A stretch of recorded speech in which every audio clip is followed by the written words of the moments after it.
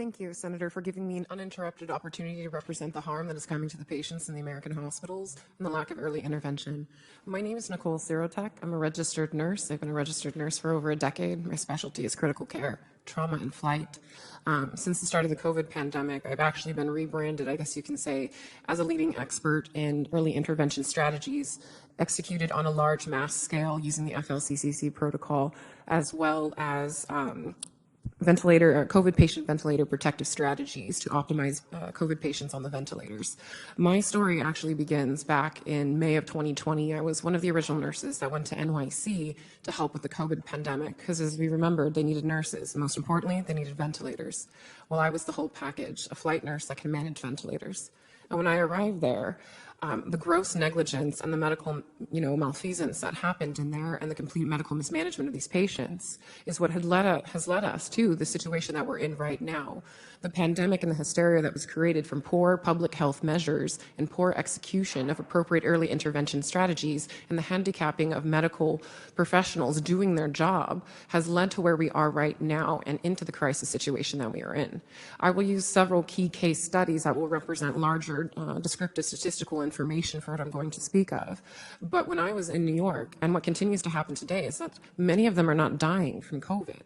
Now, many people don't know about me is that I'm actually a master's prepared biochemist, and I have worked extensively with the HIV virus, tracking genetic mutations. So I feel very comfortable going toe-to-toe with some of these doctors here, although I am not a doctor, I'm just a nurse. But what we saw in these front lines, we knew what was happening. And when we asked for the ibuprofen, they said, no, it was contraindicated. When we asked, why aren't we giving them steroids? Oh, well, it's not. We were just following orders. Following orders has led to the sheer number of deaths that has occurred in these hospitals. I didn't see a single patient die of COVID. I've seen a substantial number of patients die of negligence and medical malfeasance. When I was on the front lines of New York, I'm unfortunately known globally viral as the nurse that was in the break room sobbing, saying that they were murdering my patients. The pharmaceutical companies had gone into those hospitals and decided to practice, I guess you can say, on the minorities, on the disadvantaged, on the marginalized populations that we know that we had no advocates for, because the very agencies that should have been protecting them were closed because we were sheltering in place. Now, while I was there and I saw that the pharmaceutical companies were rolling out remdesivir onto the patients, I tried to get a hold of the IRBs, I tried to get a hold of my appropriate chain of command, I tried CMS, I tried Department of Health, and they rolled out remdesivir onto a substantial number of patients for which we all saw it was killing the patients. And now it's the FDA-approved drug that is continuing to kill patients in the United States. As nurses, we've collected a statistical or descriptive amount of information that you may not get from the doctors, because for more they do quantitative data, we do qualitative data with a humanistic, phenomenological approach in nursing research. And so we've collected the data from all of these patients across the country from which we have been helping patients, because I formed the organization American Frontline Nurses and the Advocacy Network so nurses could advocate for these patients. And all of this data pool shows that as these patients get remdesivir, they have a less than 25% chance of survival if they get more than 2 doses.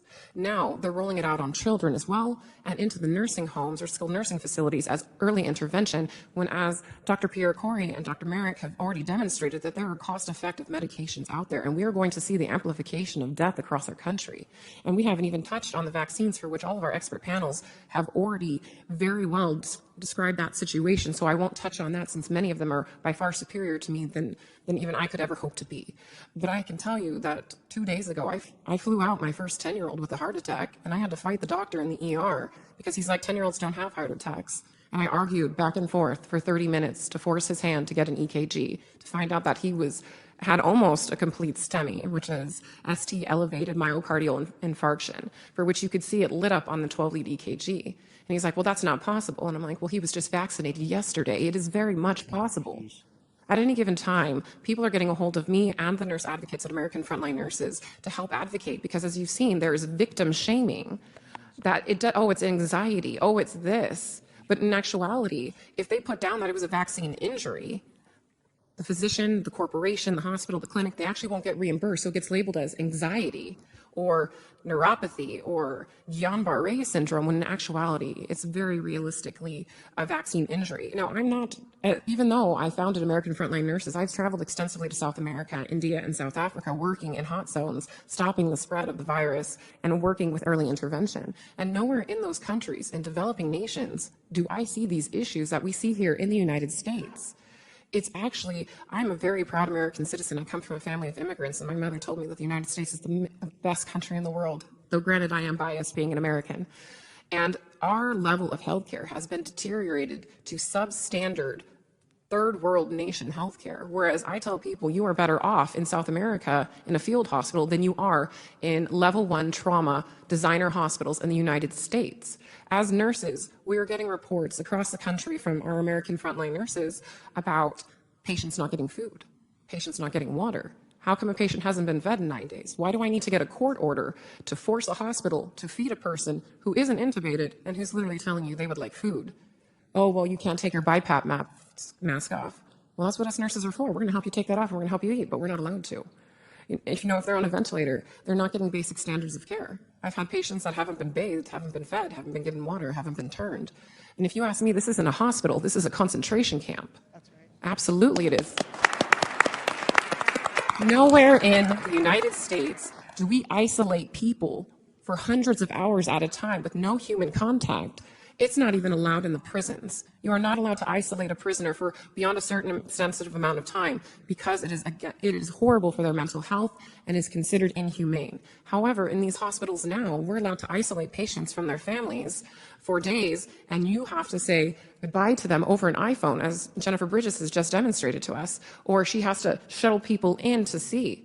And personally, I was fired for sneaking a Hispanic family in to say the last rites to their family. And so thank you, Senator Johnson, for giving nurses the opportunity to come and represent our patients, because as you can see, we're not often thought of as leading professionals, though we are the missing link between the doctors and the patients. So thank you so much for this time.